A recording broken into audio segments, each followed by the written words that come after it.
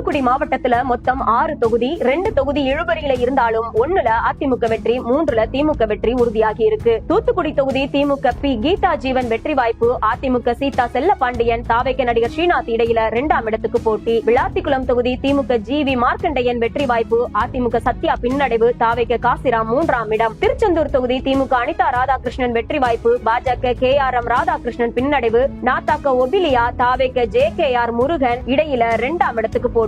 ஸ்ரீவைகுண்டம் தொகுதி அதிமுக எஸ்.பி. சண்முகநாதன் வெற்றி வாய்ப்பு, காங்கிரஸ் ஊர்வசி அமிர்தராஜ் இழுபறியில பின்னடைவு, தாவேக சரவணன் 3ஆம் இடம். ஓட்டப்பிடாரம் தொகுதி திமுக ராமஜெயம் வெற்றி வாய்ப்பு, இழுபறியில புதிய தமிழகம் டாக்டர் கிருஷ்ணசாமியும் வரலாம். அமமுக சுந்தர்ராஜ் பின்னடைவு, தாவேக மதன் ராஜா 4ஆம் இடம். கோவில்பட்டி தொகுதி திமுக கருணாநிதி வெற்றி வாய்ப்பு, அதிமுக கடம்பூர் ராஜு பின்னடைவு, தாவேக பாலசுப்ரமணியன் 3ஆம் இடம். இது தேர்தலுக்கு பிந்தைய கருத்து கணிப்பு முடிவுகள் மட்டும். தேர்தல் முடிவு மே 4 வெளிவரும்.